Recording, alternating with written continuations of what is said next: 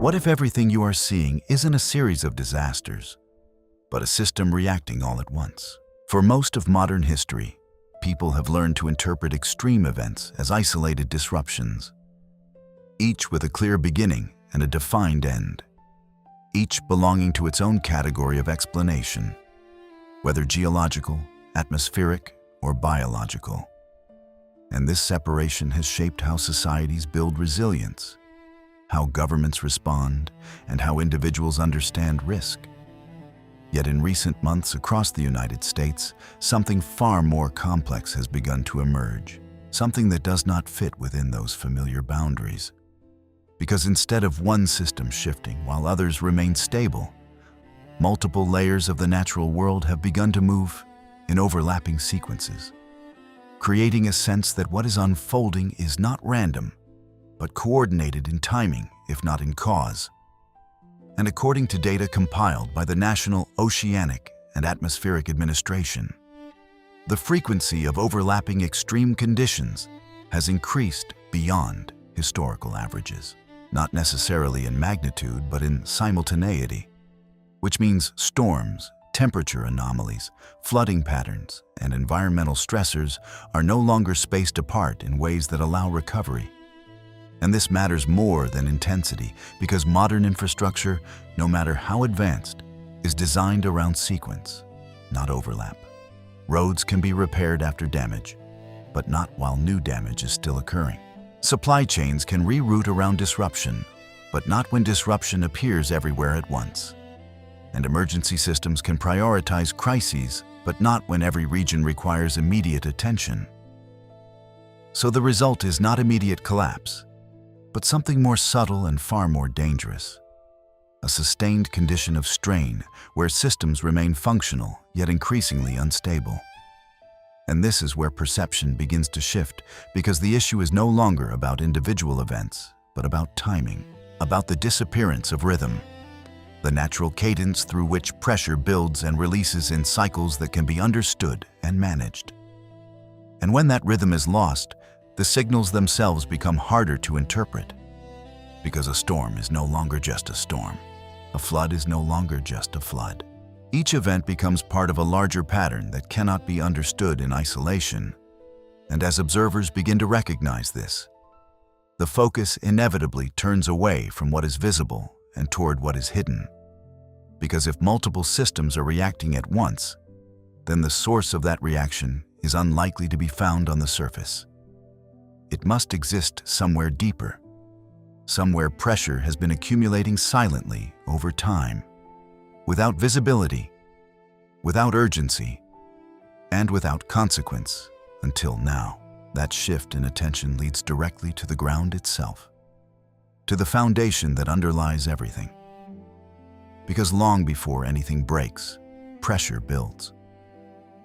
Not in sudden bursts, but in slow accumulation, layer by layer, beneath structures that appear stable from above. And across the central United States, particularly in Missouri and surrounding Midwestern regions, that hidden accumulation has begun to reveal itself in ways that defy normal explanation. Residents have described roads swelling upward as though something beneath them is pushing toward the surface.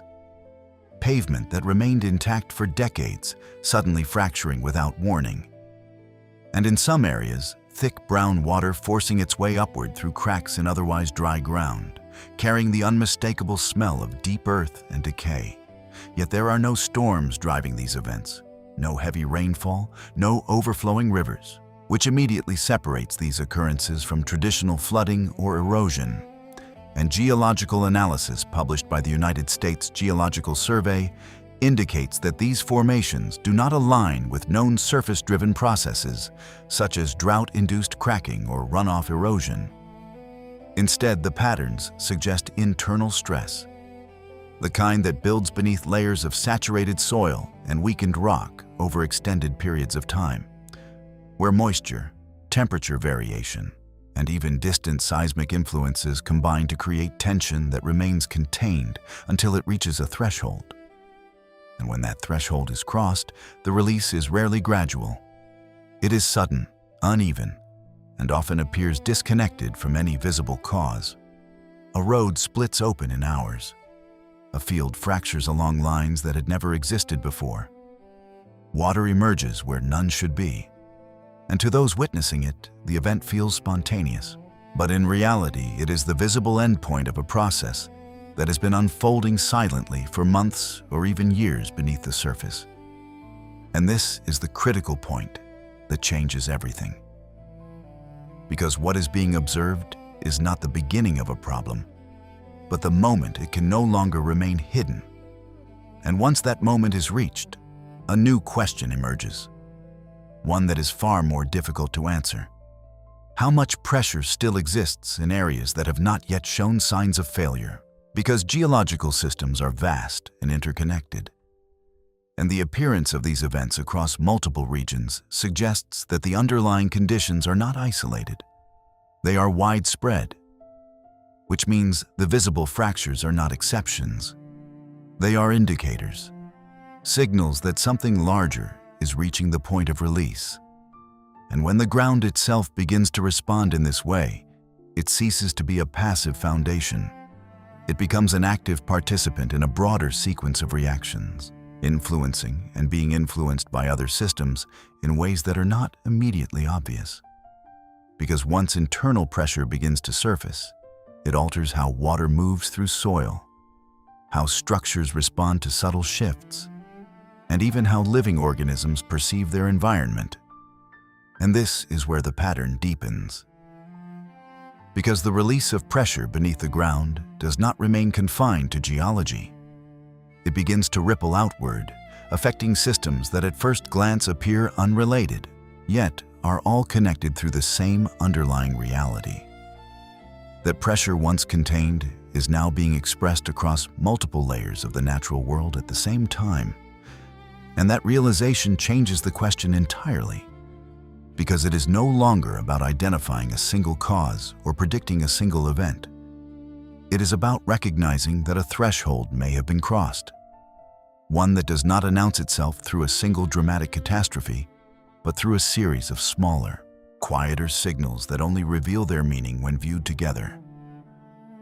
And if that is the case, then what we are witnessing is not a collection of isolated anomalies, but the early stages of a system that is no longer operating within its previous limits. A system that is adjusting, reacting, and possibly transitioning into something we do not yet fully understand. And once pressure beneath the ground begins to surface, the next system to respond is almost always water. Not because it is the most powerful element, but because it is the most sensitive, the one that reveals instability before it becomes visible anywhere else. And in recent events across Pennsylvania, that sensitivity has manifested in a way that disrupts not just expectation, but the very assumptions underlying how water is supposed to behave. Because in the middle of winter, when the landscape is typically governed by slow processes such as snow accumulation and gradual melt, sudden flash floods began to surge through streets, underpasses, and low-lying neighborhoods, not building over hours as hydrological models would predict, but appearing within minutes. Overwhelming infrastructure designed for an entirely different kind of seasonal pattern. And according to data from the National Weather Service, drainage systems in these regions are calibrated specifically to handle controlled runoff from melting snow, not rapid influxes of water moving at speed through frozen or partially saturated ground. Which immediately raises a contradiction, because if the rainfall itself was not extreme enough to justify such rapid flooding, then the problem must lie not in the input, but in the capacity of the system to absorb it. And this is where the concept of saturation becomes critical, because when soil reaches a point where it can no longer retain additional moisture, it ceases to function as a buffer and instead becomes a conduit, allowing water to move across the surface with far greater than intended, effectively bypassing all the natural and engineered mechanisms designed to slow it down. And engineers analyzing these events later confirmed that the ground in many affected areas had already been weakened by long-term moisture accumulation and structural stress, meaning that when water arrived, it did not infiltrate or disperse, it simply moved, rapidly and without restraint, ignoring boundaries that had previously defined its behavior. And this is the moment where a system stops following its design. Not because the design was flawed, but because the conditions it was built for no longer exist. And once that shift occurs, the implications extend far beyond a single flood event, because it signals that the underlying assumptions governing how the environment interacts with human infrastructure are beginning to change. And when water no longer respects boundaries, those boundaries lose their meaning. Not just physically, but conceptually, because they represent the idea that systems can be controlled, predicted, and managed within defined limits. And when those limits are crossed without warning, the entire framework of response begins to falter. Not immediately, not catastrophically, but progressively, as each new event reinforces the realization that what was once reliable is no longer guaranteed. And this is what makes these moments so significant. Not the volume of water, not the damage caused, but the speed and unpredictability with which familiar safeguards stop working. Because that unpredictability is not random. It is the result of deeper conditions that have been building quietly beneath the surface. Conditions that have now reached a point where they can no longer be contained within the structures designed to manage them. And this is where the connection to the earlier signs becomes impossible to ignore. Because the same saturation and internal pressure affecting the ground is now influencing how water behaves above it, creating a continuity between systems that would normally be analyzed separately. And that continuity is what transforms isolated incidents into a pattern that suggests not just environmental stress, but a shift in how multiple layers of the natural world are interacting with each other in real time. And as water begins to move beyond its expected limits, the next signal does not arrive with overwhelming force, but with something far more subtle, a disturbance that, on its own, might seem insignificant, yet within the context of everything else begins to carry far greater weight. Because along the southern coast of California, a magnitude 4 earthquake rippled through the region. An event that by conventional standards would be considered minor, unlikely to cause structural damage, unlikely to dominate headlines, and easily dismissed as part of the normal seismic activity associated with the area.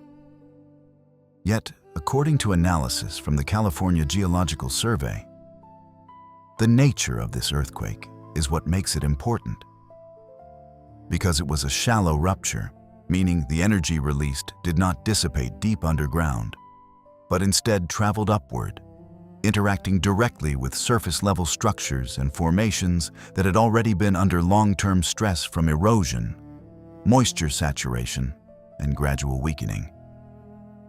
And this distinction matters because shallow earthquakes behave differently from deeper ones. They do not simply release energy. They test the resilience of what lies closest to the surface, effectively acting as a form of pressure check that reveals vulnerabilities without necessarily causing immediate failure. And in this case, the coastline that absorbed the tremor had been undergoing months, even years, of incremental degradation. Wave impact slowly eroding its base, rainfall saturating its layers, and internal stress building within its composition, meaning that when the earthquake occurred, it did not introduce new instability. It interacted with existing instability, amplifying it just enough to make it detectable. And this is where the significance of the event shifts from its magnitude to its timing. Because a small earthquake occurring in a stable system is just that, small. But the same earthquake occurring in a system already under strain becomes something else entirely. It becomes an indicator, a signal that the system is closer to its threshold than it appears. And residents in the area described brief jolts, subtle movements, the sensation of the ground shifting beneath their feet. Moments that passed quickly and left no visible damage. Yet for those paying attention, the absence of destruction was not reassuring. It was revealing because it demonstrated that the system could still hold, but only just. And that distinction is critical, because holding does not mean stable. It means not yet failed. And in the context of everything unfolding elsewhere, the question is no longer whether the ground can withstand minor stress, but how much additional pressure it can absorb before reaching a point where even small disturbances trigger larger consequences. And this is where the role of such events becomes clearer. They are not endpoints. They are checkpoints, moments that measure the current state of a system without altering it significantly. Yet in doing so, they provide insight into how close that system may be to a tipping point. And when these checkpoints begin to appear alongside other signs, pressure beneath the ground, water exceeding its limits, the alignment becomes harder to dismiss because each event, while different in form, is pointing toward the same underlying reality, that multiple systems are operating under conditions of accumulated stress, and that stress is now being expressed in ways that are subtle, distributed, and interconnected, rather than concentrated in a single catastrophic event. And this changes how the entire situation must be understood. Because instead of waiting for one defining moment, attention shifts toward recognizing a sequence, a progression in which each signal builds upon the last, gradually revealing a larger pattern that cannot be fully grasped by examining any one event in isolation. And as that pattern continues to unfold, it becomes increasingly clear that what is happening is not about individual incidents, but about the synchronization of responses across systems that were never meant to react together. And once that synchronization begins, it rarely stops with one or two events. It continues, expanding outward, affecting additional layers, each responding in its own way, yet all connected by the same underlying shift. A shift that is no longer hidden, but not yet fully understood. And as pressure continues to surface through the ground and ripple outward into water and structural systems, the next signal does not arrive with force, but with absence. An absence so complete and so unnatural that it unsettles those who witness it far more than noise or destruction ever could. Across wide regions of New Mexico, Texas, and Oklahoma, something began to happen that does not align with how living systems normally respond to environmental change. Animals did not flee. They did not scatter. They did not exhibit the frantic behavior typically associated with danger. Instead, they stopped. Deer stood motionless in open fields. Livestock remained fixed in place as if waiting. Birds did not erupt into chaotic flight, but simply ceased movement. And smaller animals that would normally retreat or hide remained visible, alert yet unmoving. What made this even more striking was not just the behavior itself, but the uniformity of it across different species and locations, creating a shared stillness that spread across landscapes usually defined by constant motion and sound. According to behavioral observations referenced by National Geographic, animals are highly sensitive to environmental shifts, capable of detecting vibrations, pressure changes, and subtle cues that humans cannot perceive. Their typical response to such stimuli is movement, either fleeing or seeking shelter, because motion is the most effective survival strategy in the face of uncertainty. Yet in this case, the response was not movement, but suspension, as if the instinct to act had been overridden by something else, something that did not trigger panic, but instead imposed restraint. This distinction matters because it suggests that whatever signal was being detected was not interpreted by these animals as an immediate threat requiring escape, but as a condition requiring stillness, a pause rather than a reaction. That kind of response is far more difficult to explain, because it implies a level of environmental influence that does not align with typical patterns of predator presence, weather change, or even seismic disturbance. For those observing these scenes, the effect was deeply unsettling. Not because anything dramatic was happening, but because nothing was happening where something should have been. The absence of sound, the absence of movement, and the absence of the familiar rhythms of life combined to create a perception that the environment itself had shifted into a different state.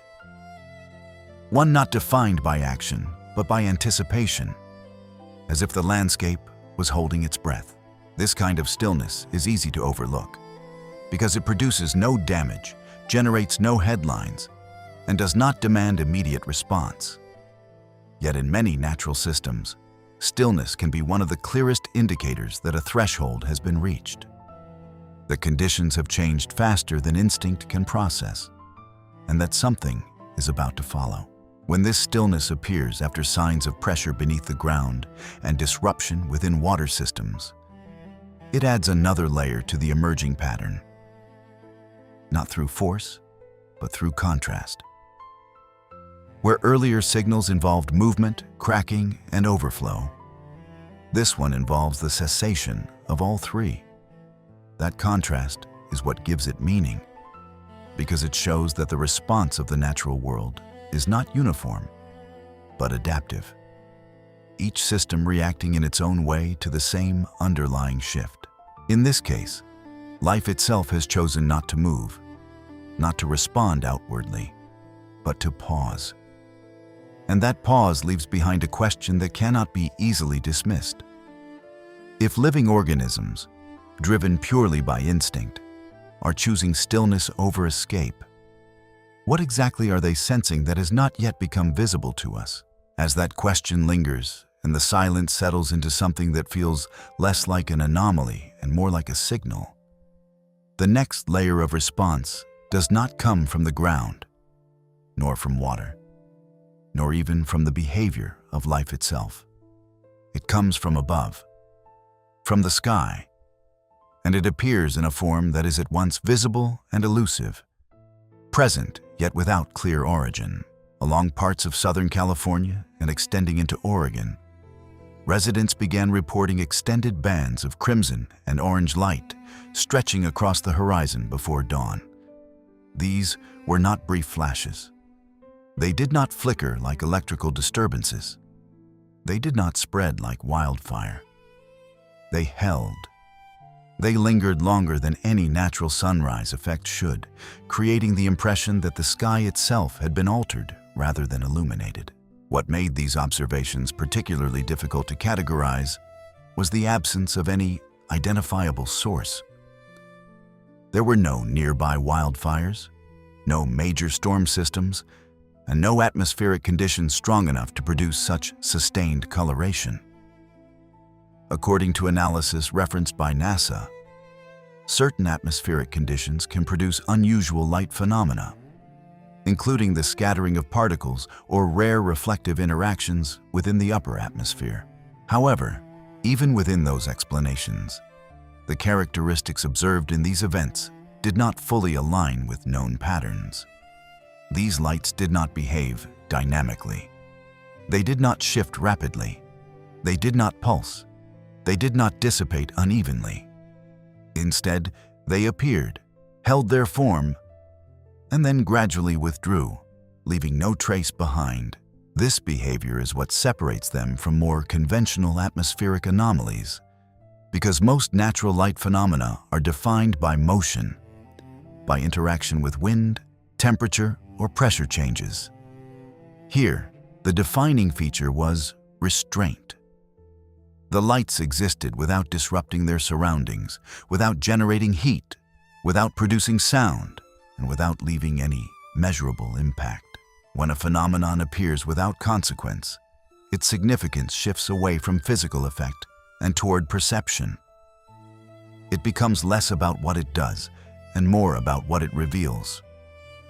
For many witnesses, what it revealed was not fear, but unease, not because the lights were threatening, but because they did not belong.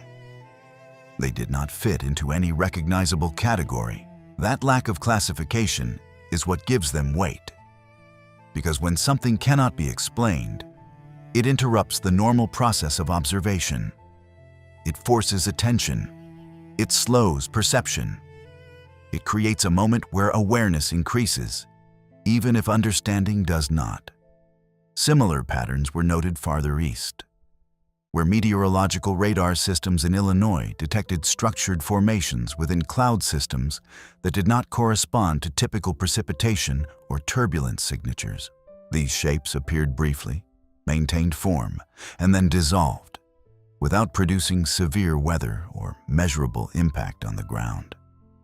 While such anomalies can sometimes be attributed to equipment artifacts or unusual atmospheric layering, the consistency and timing with other events occurring across different systems makes them harder to dismiss entirely. Once again, the pattern is not defined by a single phenomenon, but by alignment. Multiple subtle signals appearing in different forms across different locations, yet within the same window of time. This is where the narrative deepens. The sky has historically been viewed as a neutral backdrop, a space through which weather moves and light passes, but not as an active participant in the sequence of events unfolding below. Yet when visual anomalies begin to appear without clear cause or consequence, that neutrality comes into question. The sky is no longer just reflecting conditions. It is exhibiting them, not through force, but through visibility. That visibility does not demand immediate interpretation. It does not point to a specific outcome, but it does serve a function. It draws attention. It marks a moment.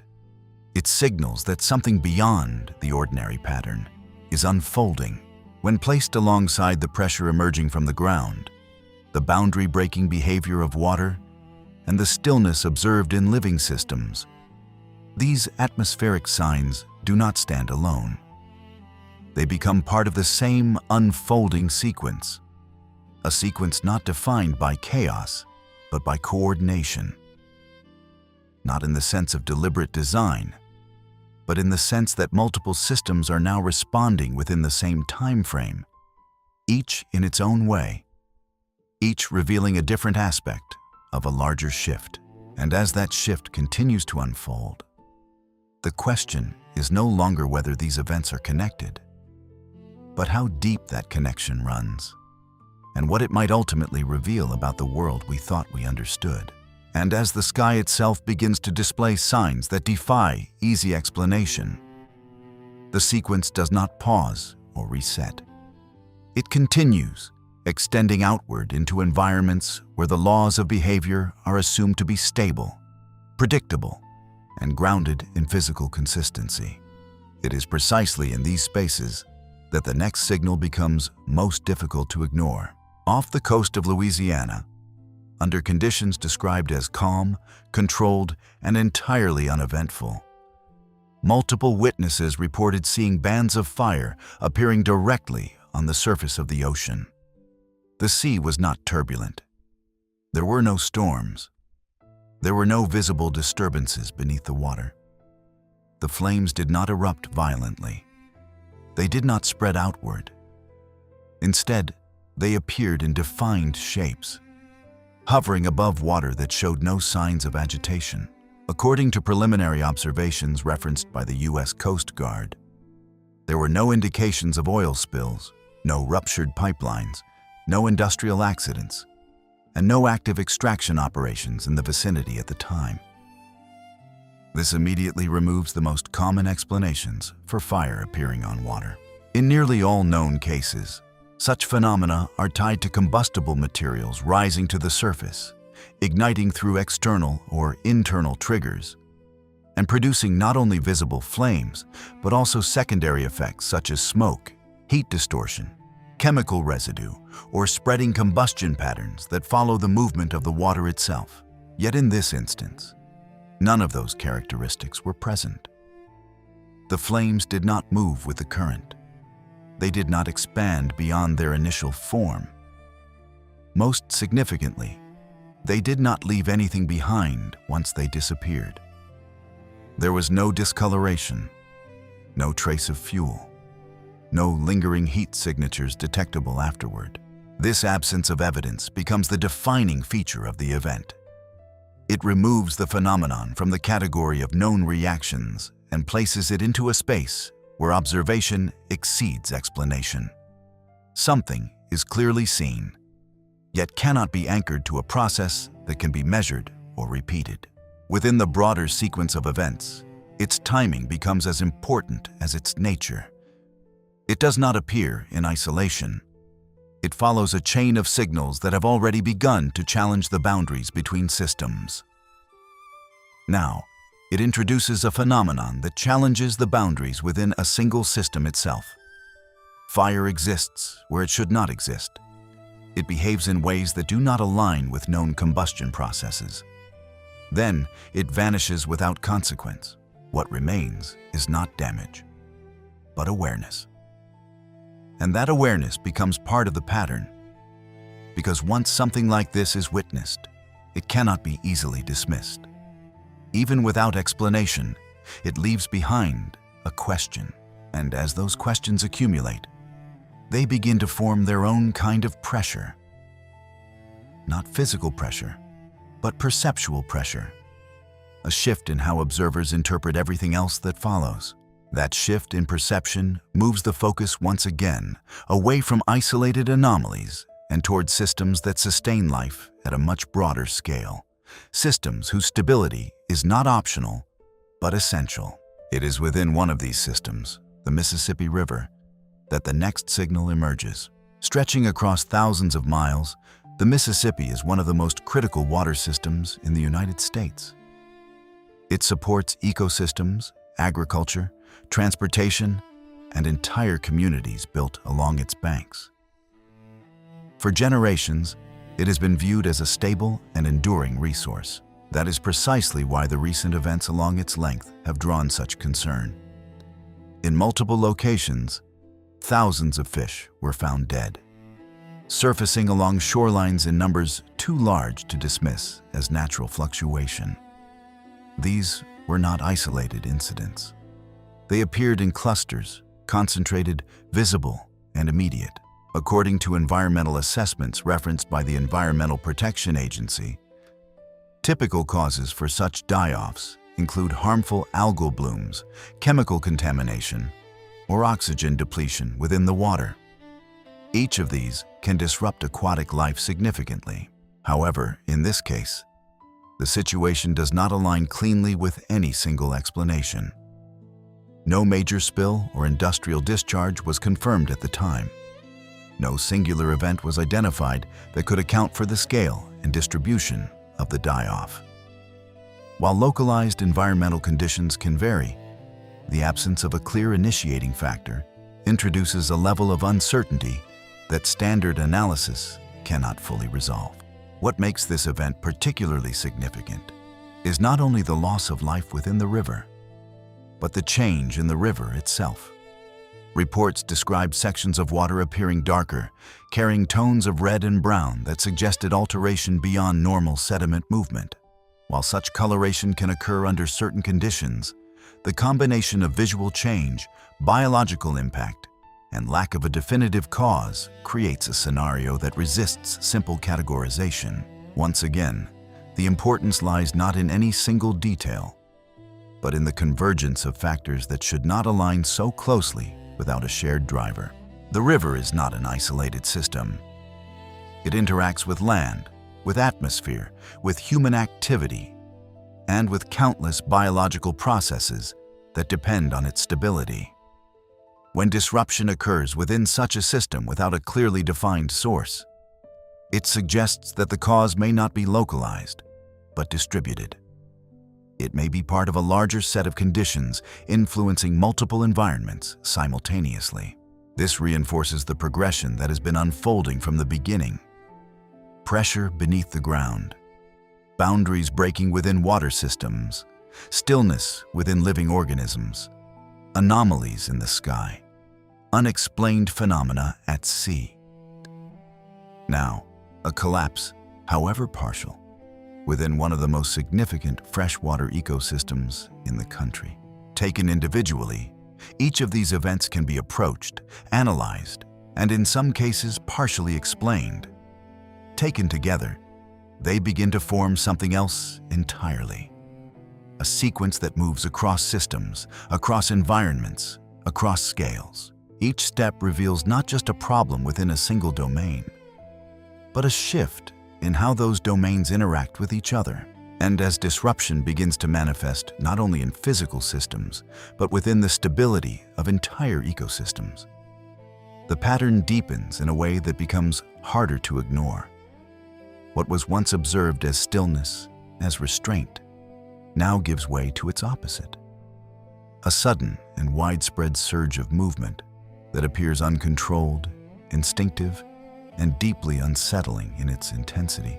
Across multiple southern states, including Arkansas, Oklahoma, Texas, and parts of Tennessee, reports began to emerge describing animals behaving in ways that defied both routine and expectation. Livestock broke through fences that had contained them for years. Cattle ran in tight, erratic circles before bolting into open fields. Horses reared violently and injured themselves as they attempted to escape their enclosures. Flocks of birds lifted off simultaneously from wetlands and farmland, not gradually, but all at once, as if responding to a signal that could not be seen or heard by human observers. Along highways, deer moved in large groups, crossing roads in sudden waves that resulted in accidents and near collisions. In residential areas, domestic animals such as dogs displayed prolonged distress. They howled continuously, scratched at doors, paced restlessly through the night, and refused to settle, even when no visible threat was present.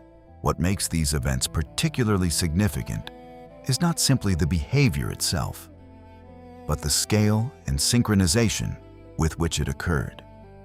According to analysis referenced by the Smithsonian Institution, animals possess heightened sensitivity to environmental cues, including seismic vibrations, pressure changes, and fluctuations in the Earth's magnetic field. This sensitivity often allows them to detect disturbances before humans are aware of them. However, even within this framework, the degree of coordination observed across such a wide geographic area remains highly unusual. Typical responses are localized. They are tied to specific environmental triggers that affect one region at a time. In this case, the behavior appeared across multiple states within a narrow time frame, suggesting that whatever stimulus was influencing these animals was not confined to a single location, but distributed across a much broader scale. This introduces a critical shift in interpretation. Because if instinct-driven creatures, operating without communication or shared planning, begin to react in similar ways across vast distances, then the cause of that reaction cannot be easily reduced to isolated environmental factors. It suggests the presence of a signal that is not only real, but pervasive, and unlike the stillness observed earlier, this reaction does not express restraint. It expresses urgency. It expresses a system that is no longer pausing, but attempting to respond. Even if that response appears chaotic and uncoordinated from a human perspective, this contrast between stillness and panic is not contradictory. It is sequential. It reflects different phases of response to changing conditions, phases that may occur at different times, depending on location, species, and sensitivity. Some systems pause, others react. Together, they form a more complete picture of how pressure moves through living environments. And as that picture becomes clearer, attention shifts once again, not toward a single system, but toward the interaction between many systems occurring at once. Because if the ground is shifting, water is breaking boundaries, life is pausing and then reacting, and the sky is displaying anomalies, then the next question becomes unavoidable. What happens when all of these disruptions begin to overlap? That question finds its answer in the growing convergence of weather patterns that, under normal circumstances, would never appear together within the same time frame. One of the most concerning aspects of recent observations is not the severity of individual events, but the way in which different types of weather systems have begun to occur simultaneously across separate regions. Storms, snowfall, flooding, and dense fog have all been reported within overlapping windows of time, each affecting different parts of the country, yet all contributing to a broader sense of disruption that cannot be attributed to a single cause. According to data and reporting from the Washington Post and Reuters, these overlapping conditions have begun to strain supply chains and transportation networks in ways that traditional models struggle to accommodate. Highways have been closed in one region due to snow accumulation, while flooding has disrupted roads in another. Air travel has been delayed not by a single storm system, but by multiple weather-related interruptions occurring across different hubs at the same time. Rail lines have slowed due to ice, water damage, or reduced visibility. Individually, none of these events would be considered catastrophic. Each falls within the range of conditions that modern infrastructure is designed to handle. However, the systems that manage these responses rely on sequencing. They depend on disruptions occurring one at a time, allowing for recovery, adjustment, and stabilization before the next challenge emerges. What is happening now disrupts that sequence. Instead of isolated events followed by recovery, there is continuous overlap. As one system begins to stabilize, another enters disruption. There is no clear reset point, no moment where systems return to baseline conditions. This creates a form of pressure that is not immediately visible, but accumulates over time. Delays begin to compound. Resources are stretched across multiple regions simultaneously. Response times increase. Margins for error decrease. The system does not collapse. It bends. And that bending is what defines this stage of the pattern, because it reveals a vulnerability that is not tied to a single failure, but to the loss of coordination across systems that were never designed to operate under constant, overlapping stress. This is not chaos in the traditional sense. It is something more structured, more subtle, and potentially more consequential. It is the breakdown of rhythm across multiple layers of the environment and the systems built upon it. And once that rhythm is lost, even temporarily, the ability to predict, respond, and adapt begins to weaken, not all at once, but gradually, as each new overlap reinforces the reality that the system is no longer operating under familiar conditions. This is where the pattern becomes impossible to ignore, not because of any single event, but because of the way they align. Ground, water, life, sky, and now weather systems, all responding within the same time frame, each in its own way, yet all pointing toward the same underlying shift.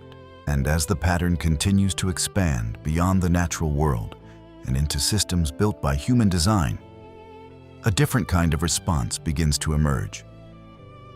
One that does not come from instinct, pressure, or environmental reaction, but from intention. It comes from the human need to create order in the face of uncertainty. In recent years, as natural systems have grown increasingly unpredictable, society itself has moved in a direction that appears, at first glance, to be the opposite, toward greater structure, greater control, and greater reliance on centralized systems designed to manage complexity, reduce risk, and maintain stability across large populations. This shift can be seen in the rapid expansion of digital payment infrastructures, the implementation of digital identification systems, and the consolidation of data-driven governance models that allow for real-time monitoring and coordination across sectors that were once loosely connected. According to analysis referenced by the New York Times, these developments are not accidental. They are intentional responses to a world that is becoming harder to predict. These systems are designed to increase efficiency, reduce friction, and provide a sense of security in environments where traditional forms of control are no longer sufficient. In many ways, they succeed. They streamline transactions. They enhance communication. They create networks capable of responding quickly to changes in demand or disruption. Yet, within that efficiency lies a deeper implication. As these systems become more integrated into daily life, the level of dependence placed upon them increases. Dependence, while often invisible in times of stability, becomes a critical factor in times of stress. The more a system is relied upon, the more significant its failure becomes. This introduces a new layer to the unfolding pattern, one that is not defined by natural forces alone, but by the interaction between natural instability and human-designed stability. Two trajectories moving in opposite directions, one becoming less predictable, the other is becoming more controlled. It is within the convergence of these trajectories that the most important questions begin to form. When natural systems shift beyond expectation and human systems respond by tightening control, the result is not necessarily balanced. It is stressful. A tension between unpredictability and structure, between variability and standardization. This tension does not resolve itself easily. It builds quietly, much like the pressure beneath the ground described earlier. It accumulates within systems that appear stable on the surface, yet are increasingly sensitive to disruption beneath. What makes this convergence particularly significant is that it does not require a single point of failure to become visible. It emerges gradually, through small inconsistencies, minor delays, unexpected dependencies, and subtle breakdowns in coordination. Taken individually, these may seem insignificant. Taken together, they reveal a system operating under conditions it was not originally designed to handle. This realization brings the entire sequence full circle. What began as a series of environmental anomalies now extends into the structures through which human society functions. The natural and the constructed are no longer separate. They are interacting, influencing one another in ways that cannot be easily isolated. As this connection becomes clearer, the idea that each event can be understood independently begins to lose its validity. It is replaced by a broader recognition. These events may be part of something larger, something that spans multiple domains and operates across different scales. This is where the significance of the pattern itself comes into focus. Patterns are not defined by single events. They are defined by repetition, by alignment, by the consistent appearance of signals that, while different in form, share a common timing and direction. When such a pattern emerges across systems as diverse as geology, hydrology, biology, atmospheric behavior, and human infrastructure, it becomes increasingly difficult to attribute it to coincidence alone. Not because coincidence is impossible, but because the probability of such alignment decreases as the number of connected systems increases. This does not necessarily mean that a single cause exists for all of these events. However, it strongly suggests that they may be influenced by shared conditions, conditions that are affecting multiple layers of the environment simultaneously. That possibility is what transforms observation into interpretation. Because once a pattern is recognized, it demands to be understood. Not through isolated analysis, but through a broader perspective that considers how different systems interact, influence, and respond to one another over time. Within that perspective, the events described throughout this sequence begin to take on a different meaning. They are no longer disconnected anomalies. They become signals. Signals that something within the larger system is shifting, not abruptly, not violently, but consistently.